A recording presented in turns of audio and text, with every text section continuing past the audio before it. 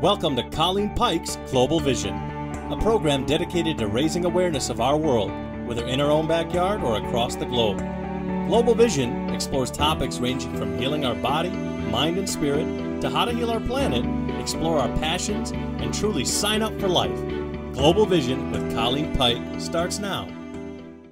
Welcome to Global Vision. I'm Colleen Pyke, and you're listening to We Earth Global Radio Network. My guest today is Juerg Dreamturtle. He is the author of a beautiful book called Sacred Journey, Simple Book of Soul Wisdom, Love, and Healing. Juerg Dreamturtle Ritter, and Ritter means knight in his native Switzerland. Is that true, Juerg? It is true. Yeah, my name is really... Well, I believe every name means something. And so the meaning I explain to people is that Juerg means George, Knight George, which is Saint George, who cut part of his cloak to give warmth to the people who were in the gutter with no clothes. And of course, St. George has to do with the dragon as well. But I always said I don't believe that it's about killing dragons, but it's about the wounds, the hurt in the world. In a way, is the dragon which we need to heal. Okay. Well, just for our listeners, I'd like to kind of go through some of your background here because it's quite interesting, and then we can talk about how this happened. Wonderful. So you're from Switzerland, and the Swiss live in harmony with the mountains, lands, and herbs, and they've done natural healing for thousands of years. And originally, as a young man, you followed in the footsteps of your father and did a successful international career in marketing, senior management, and as a consultant. Yeah. And then this is the spicy part to me. Since your first extensive travels in the U.S. in 1979, Juerg visited and worked with many indigenous people from as far north as St. Lawrence Island near Siberia, the Caribou people north of the Arctic Circle in Alaska, and as far south as, I'm going to say, Kakadu National Park in Australia.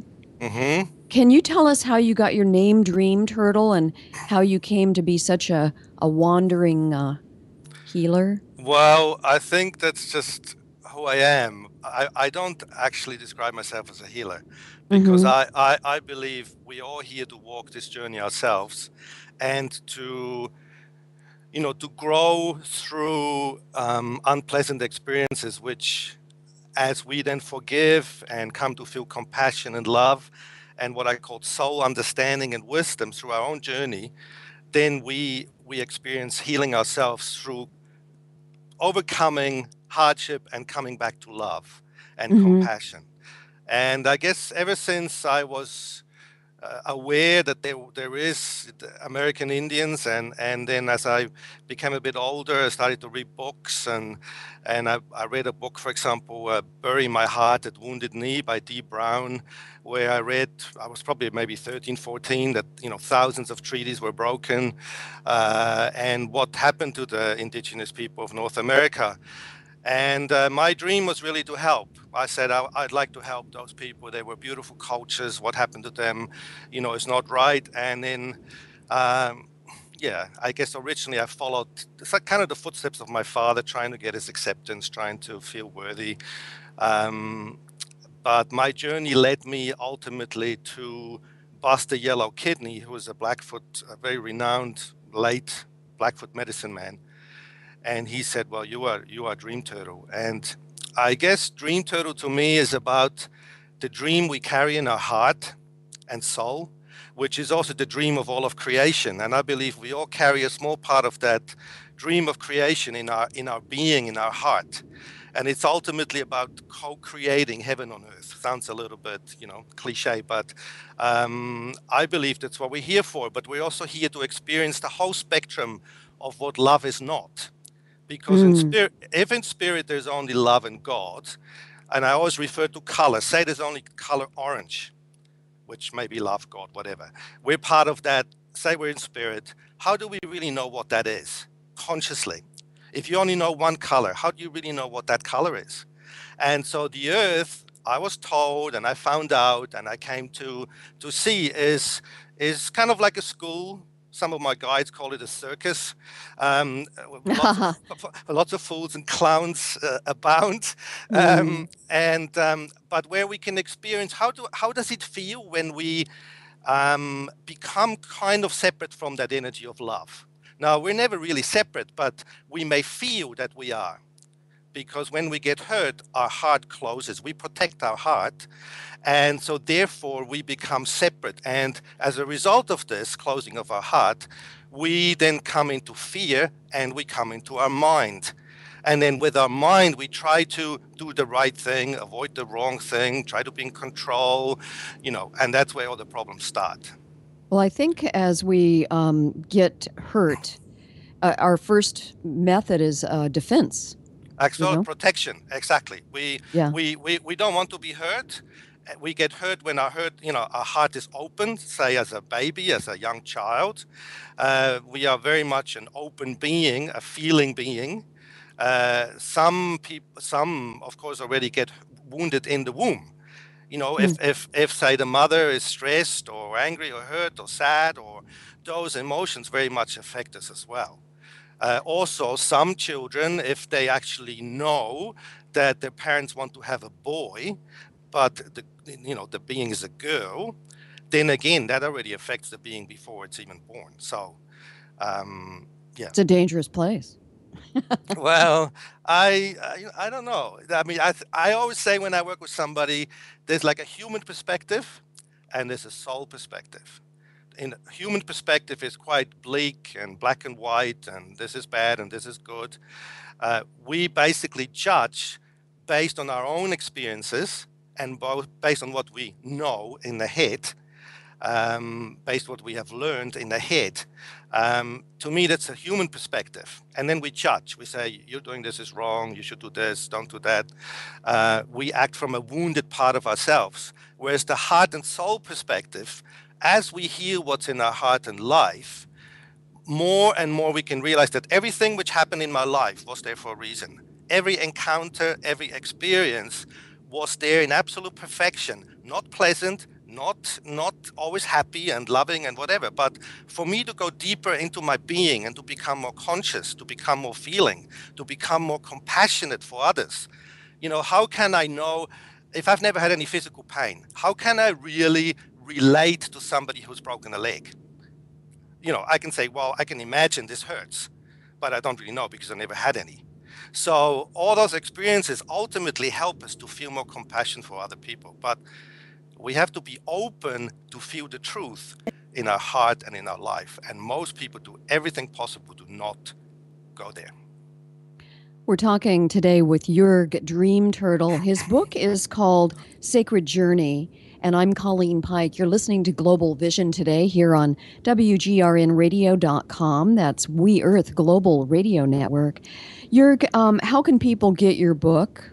Because you're talking to us from New Zealand, so can you get it on Amazon, or do they go to Dreamturtle? Absolutely. They can go to my website, www.dreamturtle.com, or they can go straight to Amazon, and I think it's $25.20, and it's free shipment, I believe, with Amazon. So, but it's also good if people go and ask in shops for the book. But oh yes. But so in your book, it's almost it isn't quite like a coffee table book, but it's beautiful, very simple message on each page, lots of artwork and photography, and that's 90% is your artwork and photography. Can you tell us why did you do the book? Why did you assemble this for us? I feel a lot of people are very confused. There is a million teachings and scriptures out there, some complicated, some have been altered over the ages, some are being represented by people who I believe do not truly live those teachings. I believe a lot of people want wisdom, but they don't realize that, if somebody recites something from someone who lived in the 12th century or 2,000 years ago, that's not really this person's wisdom. Somebody else's wisdom becomes my knowledge. Mm-hmm. Wisdom only comes from our own experience. And I believe we're on the earth over many, many lifetimes to gather some of this, what I call soul wisdom. And I refer to our soul being like a backpack. I carry my experiences in my backpack, but I may not be aware of those experiences.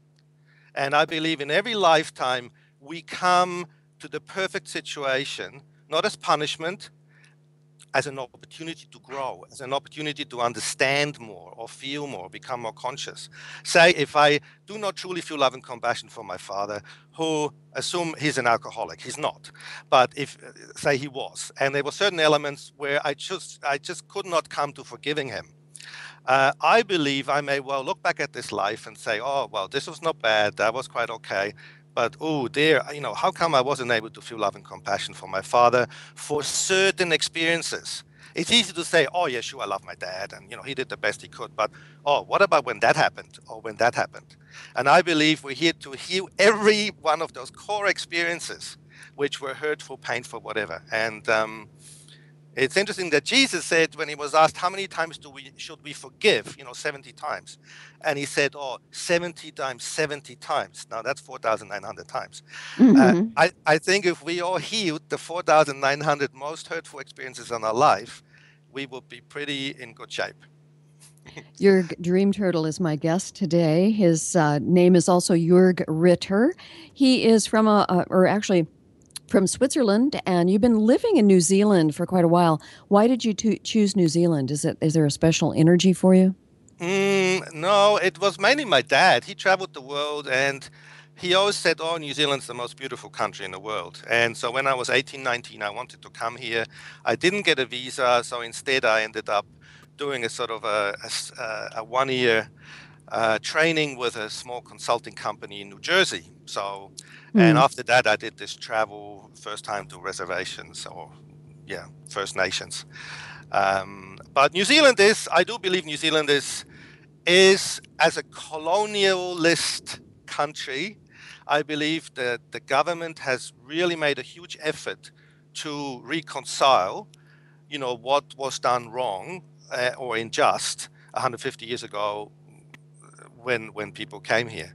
And I think it's quite unique compared to, say, Australia or America or Canada, that I think it's quite commendable that they have made this great effort. And but I also ask myself, why on earth am I born in Switzerland? And I think when I was there, you try to kind of maybe get away from what you haven't healed in your own life or what restrains you to grow, which often has to do with parents who are also hurt. But looking at Switzerland, they haven't been in a war for 750 years. Genetically modified foods are banned. Battery hen production, concentration camps for hens, chickens are banned. In every little village, you have not only a pharmacy, but you have an alternative to a pharmacy, which is a herbal-based, it's called a droguerie in French, where you can basically get replacements for any pharmaceutical thing on a herbal base. And there's a lot of things. There's 4 national languages. They're all equal. There's hundreds and hundreds of indigenous cultures, subcultures with different dialects, where there's still a lot of pagan rituals, and you honor Mother Earth, you honor the cow. The cow carries a bell with the name of the cow on the bell. Some of the farmers still go up into the Alp for 5 months with their cow, stays up there in a wooden hut and make cheese, and then come back in autumn, and the village welcomes them back. Oh, that's lovely. So, yeah. Well, we'll take a break right here in our show. You're listening right now to Global Vision here on We Earth Global Radio Network. I'm Colleen Pyke. Juerg Dreamturtle is my guest. He has a book available at dreamturtle.com or Amazon.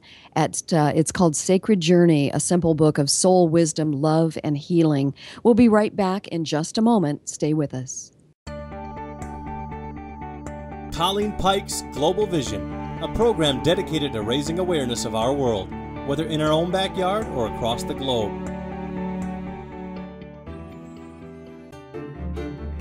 You're listening to the voice of our shrinking planet, the We Earth Global Radio Network, WGRNradio.com. This is Global Vision. I'm Colleen Pyke. It's good to have you listening to the show today. My guest today is Juerg Dreamturtle, and he was just mentioning his life growing up in Switzerland and also his life in New Zealand. An international traveler and advocate for the Native Americans. Juerg, you also have a special interest in advocating business development, which are in harmony with the heart and the earth. Can you talk about that? Um, yes. When I was a consultant, I would also often ask people, "What is your dream?" You know, somebody who owns a small business or a business. I say, "Well, what is your dream?" And then you look at what you're actually doing versus what your true dream is.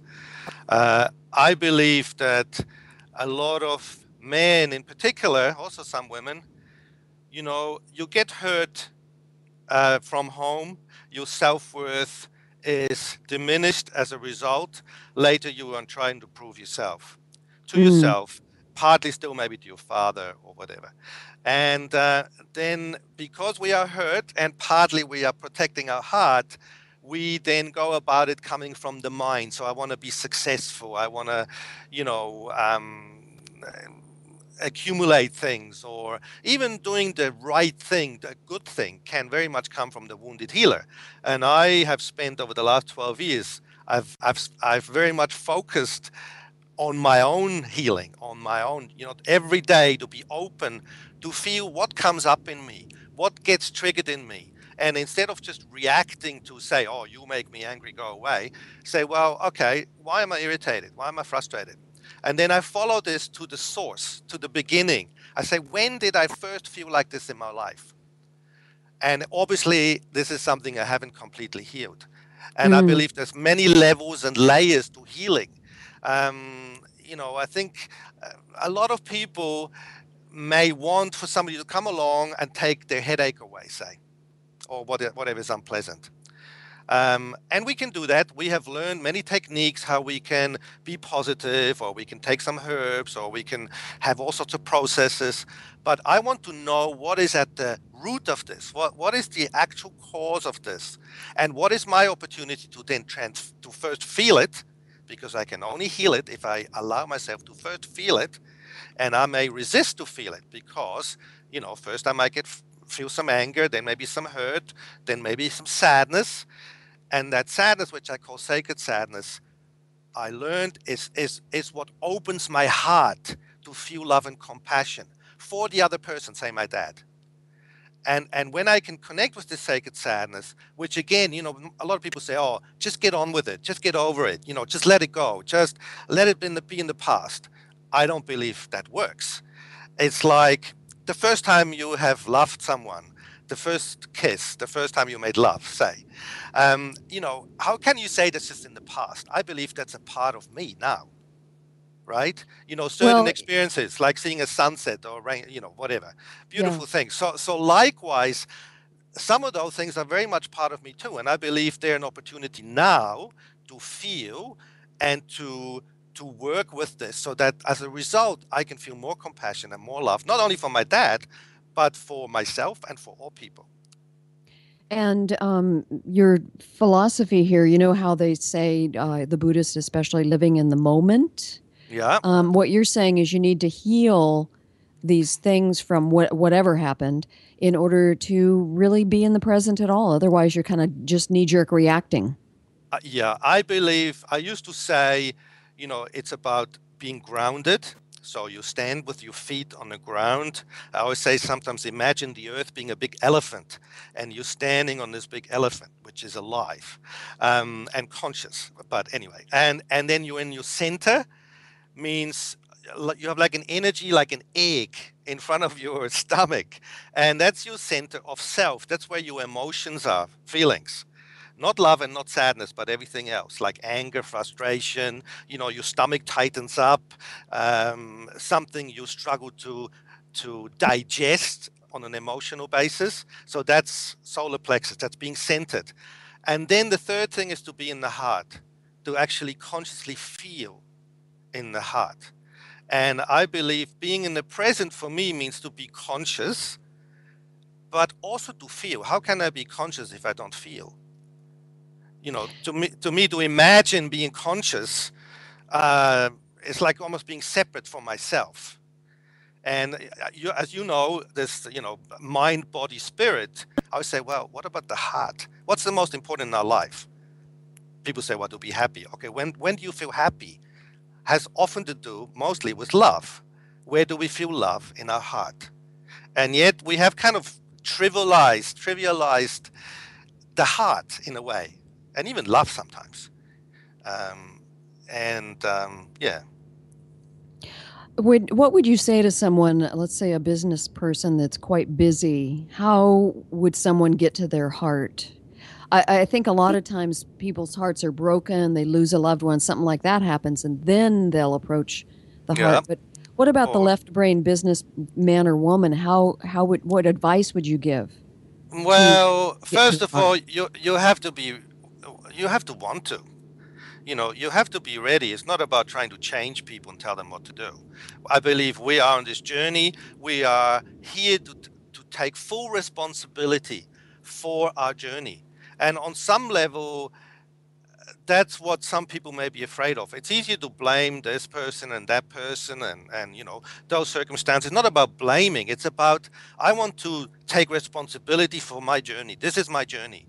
All the experiences in this life are part of my journey. I believe I've chosen this on a soul level, not on a human level. There's no way on the planet that some experiences I've been through I would ever consciously choose as a human being. But looking back, I can see, wow, thanks to this, which was very hard, very painful, I have then been able to grow, to go deeper in myself. I have grown to who I truly am, not a product of society, expectations of others, myself because I feel unworthy, but truly who I long to be in my heart and my being. Now, do you work with individuals Yeah. or groups? How does that go? It's hard to explain sometimes that when somebody sits down in front of me, it seems that when they come, first of all, I ask that only those people come to me who are ready. I mean, I ask the universe, spirit, whatever you want to call it. And I trust that as I travel, and I don't have a schedule, I don't have appointments, I don't have an agenda. I am in the moment and I follow my heart and spirit. And I trust that I'm guided to the right place. I trust that the people are guided to come to me when it's the right time for them to come. And the amazing thing is that when somebody sits down, often within 10 minutes, we come to the very core of what they've been trying to heal for 30, 40, 50 years, which in a way has then led to a whole chain reaction of other unpleasant experiences. Say a woman was abused by her father, say.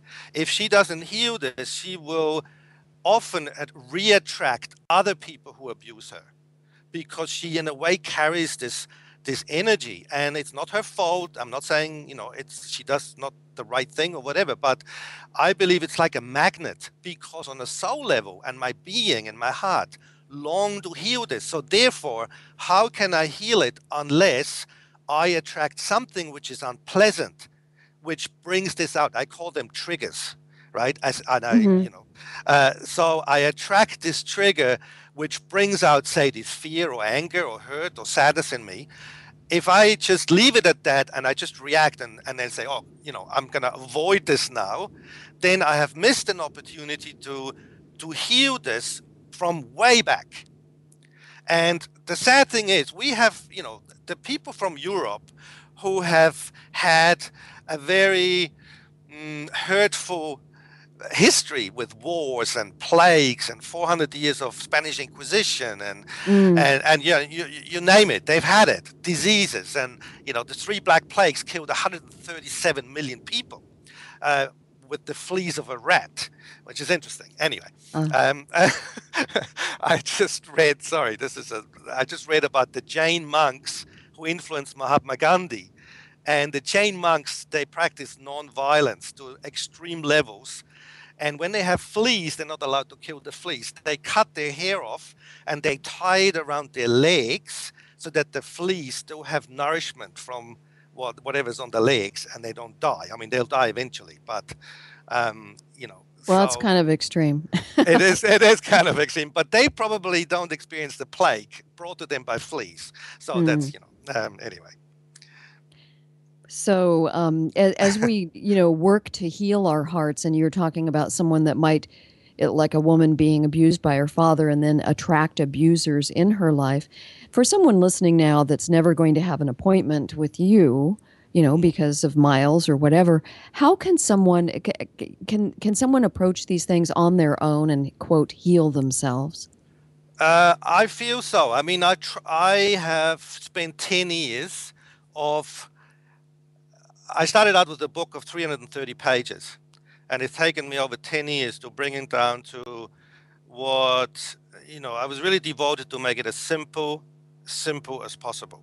Yeah. And different people may take different things out of the book. And I often say, just open a page, just ask for guidance or help, whatever.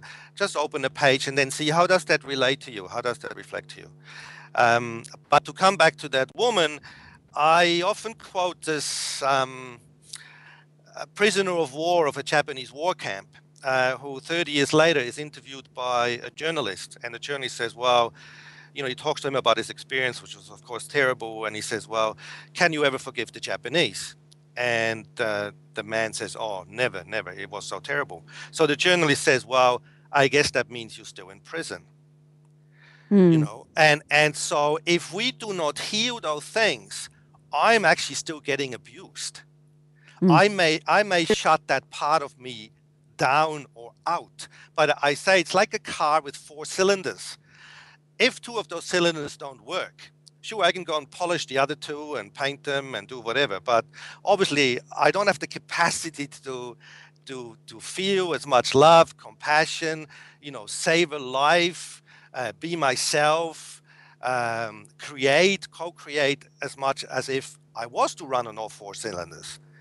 And I feel a lot of people who teach without judgment, you can only teach what you yourself have done, or sometimes what you would like to do, because So you're almost your own student.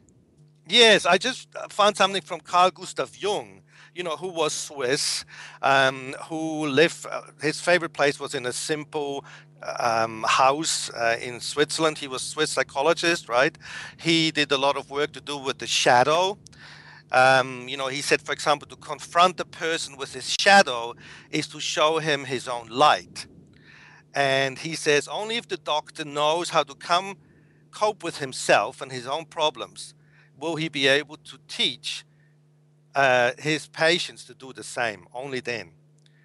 And we're talking, I'll take a quick break here. We're talking today with Juerg Dreamturtle. He is speaking to us from New Zealand. His new book is called Sacred Journey, and dreamturtle.com is the place to find out more. I'm Colleen Pyke, and this is Global Vision. You're listening to We Earth Global Radio Network on WGRNradio.com. Stay with us. The conversation will continue in just a moment.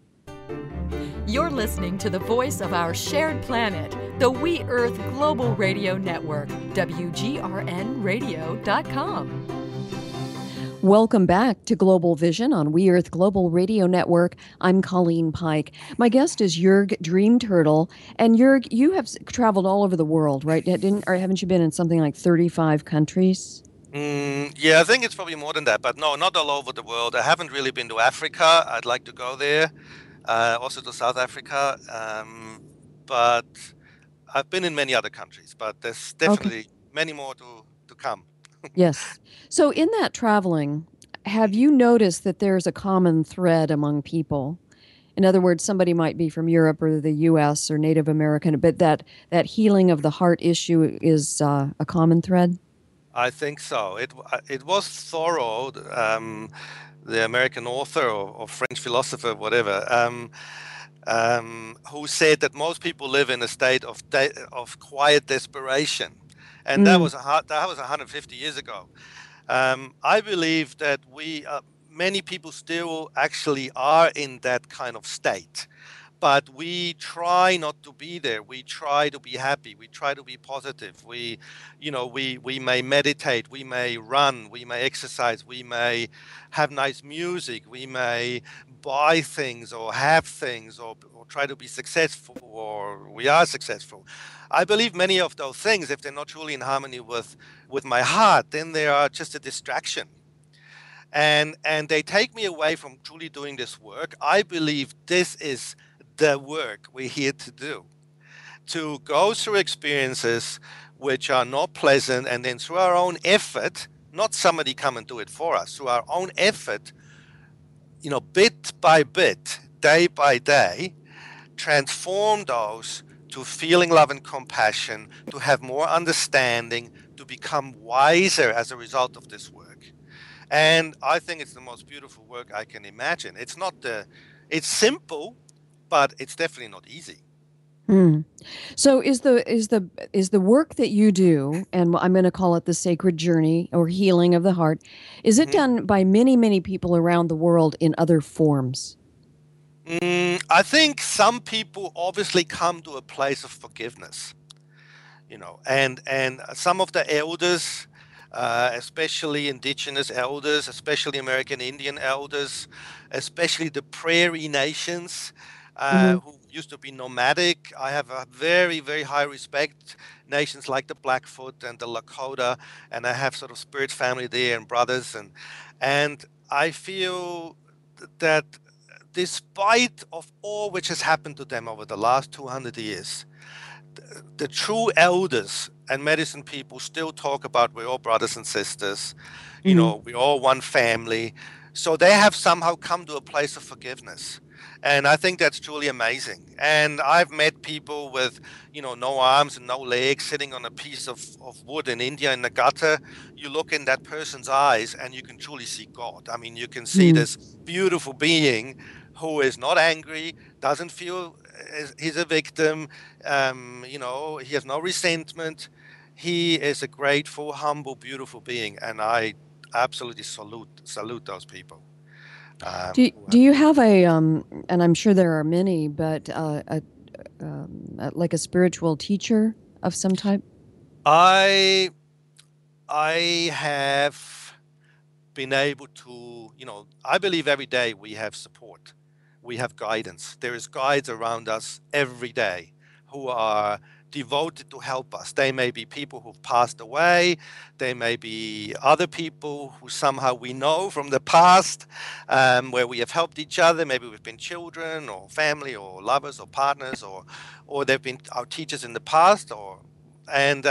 So I'm very open to feel again, and the way we get guided is we follow the feeling of the heart.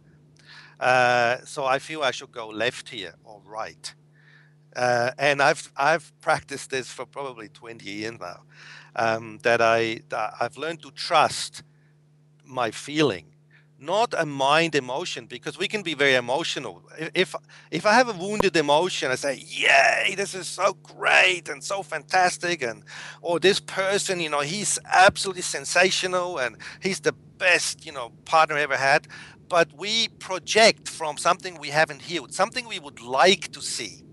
And then often it doesn't actually material. Well, 6 months later, say, "Oh my God, who's this person?" Right? Yeah. And so there's a difference between, I've learned that when it is my heart, when I follow my heart, it is a very subtle feeling of, yes, this feels right, this feels good. And you follow that path. Often the path leads into the unknown. And then if we're still very wounded, we have a lot of broken trust. So then we are very much afraid to let go of what we know, even if it's a painful relationship, for example. A lot of people rather accept this than, because they haven't healed their past, than to trust venturing into the unknown. But in the unknown is where our growth is, where our expansion is. And it's very exciting. As we heal what's in our heart and life, and we then trust more and more what we are feeling in our heart, it just becomes this amazing, magical journey. I mean, I call it sacred journey. And we start to truly see that everything, every day, for every human being, actually is absolute perfection. Now, not again from a human point of view. And, you say, well, how on earth can you say that for people who have no food or starve or whatever? Again, I don't want to quote Jesus too much, because I'm not coming from a church point of view, but he said, do not judge others or you'll be judged, but judge yourself or you'll be judged. We do not know. Say I had a violent father. As a result, I get very much hurt. As a result, I have an opportunity to truly grow. Look at Nelson Mandela, for example. I think he's a beautiful being. He was in jail for 29 years. He has experienced so much, discrimination and torture and harassment and whatever. 29 years in jail, and he has managed to completely forgive and actually feel compassion for those other people. And as a result, he's become this beautiful being. And I feel that the more challenging our life, the more advanced, and I'm not talking about levels, Hmm. the more, ancient this soul, this being. If you just choose a lovely, comfortable, successful life, everything is nice, everything is good, whatever. Where's my growth? Okay, it's nice. And say as a father for my children, my daughter's 24, my son's 21, of course, naturally, we want to protect them. We want to naturally get them to avoid having unpleasant experiences themselves. But how do they grow? And what is their soul journey? I don't know. I can only be there with love and support. And like for my children, since they were 2 or 3, I would say, be yourself, do your best, and don't give up. Now, be yourself not based on what I think you should be, not turning you into compensating what I haven't done myself or turning you into a little me because I feel unworthy, but truly helping the children to truly be who they are on a being level, on a soul level, and to encourage them to trust, encourage them to follow their own heart. Maybe they come to experience which they don't like. Fine. Well, that has helped you to find out maybe what you're going to like more next time. So I it's a think journey. it Yeah, is quite a journey, and I think sometimes we do have that almost a societal obligation to sort of, if your father's a physician and your grandfather, then you need to yeah, be one too, or definitely. something like that. But I think often that actually still comes from the son wanting to be appreciated, wanting to be loved by the father. The father is, busy, might not be available emotionally to talk about some deeper things. So the son then scrambles to get recognition, to be accepted. And I think the same like movie stars, or famous singers. When you really sit them down and say, okay, please take off your mask, take off your armor, put away your sword and your shield, take off all your custom jewelry and whatever else, and just sit down and just feel how you're truly feeling. And uh, I believe that underneath of all this stuff, a lot of people still feel extremely unworthy. All the plastic surgery and having to be beautiful and having to have a $60,000 designer dress and coming from fear of not being very beautiful or whatever. And Well, that's something where you're feeding almost a lion or something that never get enough. We yes, can't be young forever. We can't be 20 forever. no, and I think a lot of people when they do get older, they're not doing all that well. I believe, based on my experience over many years, that as we have lived, we will die. Now, that Hmm. might seem a very harsh thing, but I just give an example of my grandma. She lived to 99. She went through 2 world wars. Okay, Switzerland wasn't part of it, but was surrounded by it. She got Hmm. divorced in the 30s when nobody got divorced. She raised 2 boys. She was a very, very humble, grateful, hardworking woman. She would talk to God and angels. She would have quotes from Martin Luther King and Gandhi on the wall and Jesus and um, she was devoted all her life. She lived on a very small pension. And she always had things to give. She will constantly give. And when she died, she had lunch, she leaned back, she smiled, and she went back to spirit. And yeah. So I think if we have things we have not truly healed in our life, then the end of our life can be quite a battle.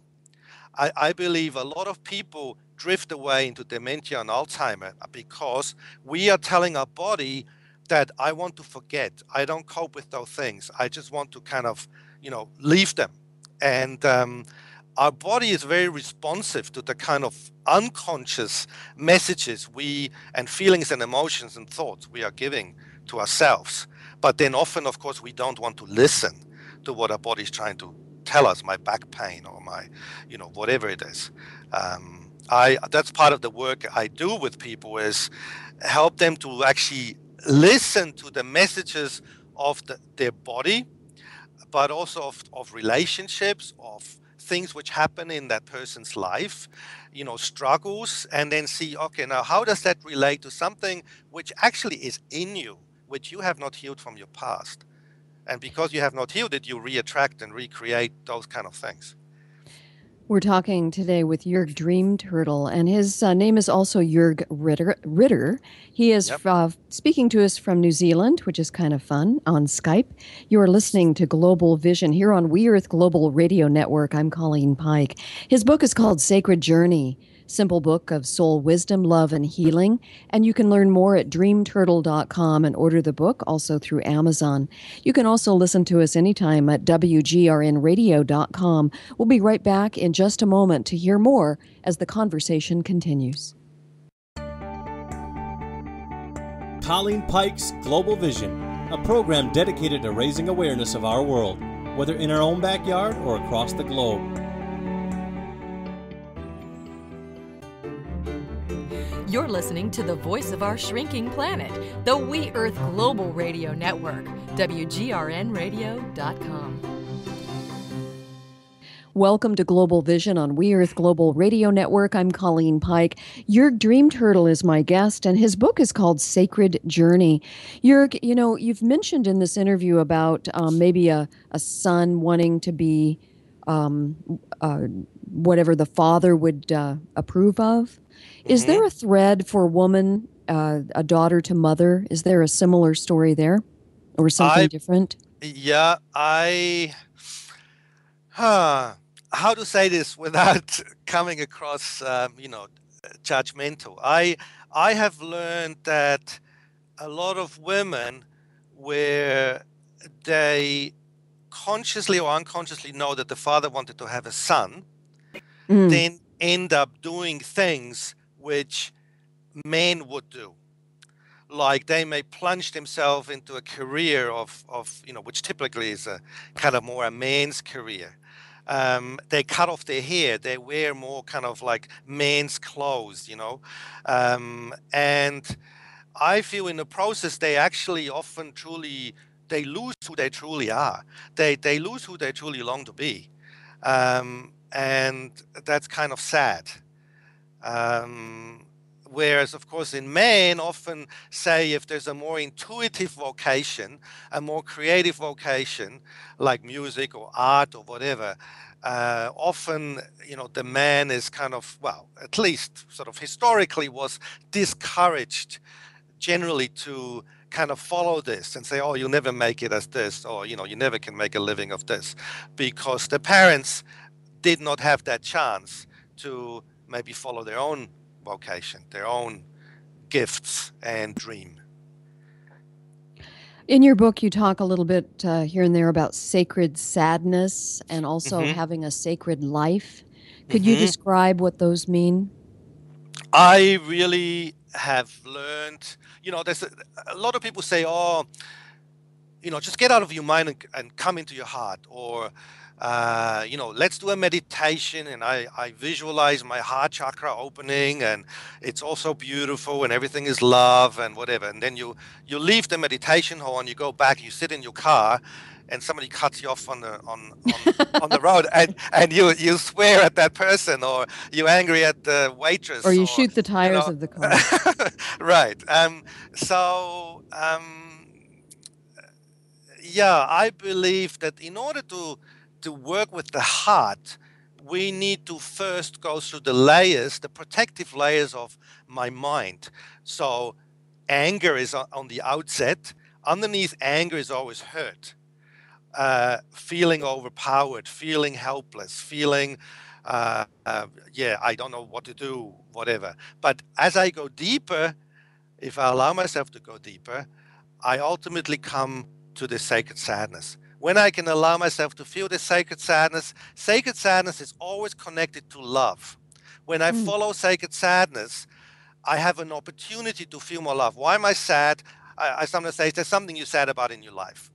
Well, maybe something to do with my dad. Okay, so that's your opportunity to work on this. How did you feel then? What happened? How did he feel? What happened to him in his life? Because, the people I said, the people who give us the most unpleasant experiences, I don't talk about extreme, I mean, torture or whatever, I mean, murder. I talk about emotionally hurtful experiences. What did they have to go through themselves to be able to facilitate those to me so that I have an opportunity to grow? And I would say, would you rather be your father or you? Oh, of course not my father. Well, why are you sitting here right now wanting to do this work, wanting to heal, wanting to grow, wanting to become conscious? Because of the experiences your father has facilitated.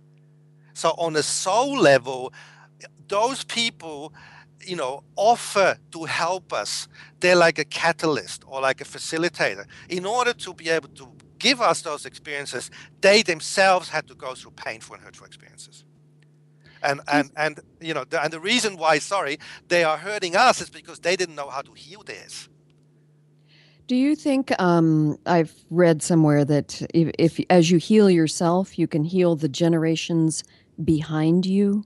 Yes, because there's a lot of generational being wounded.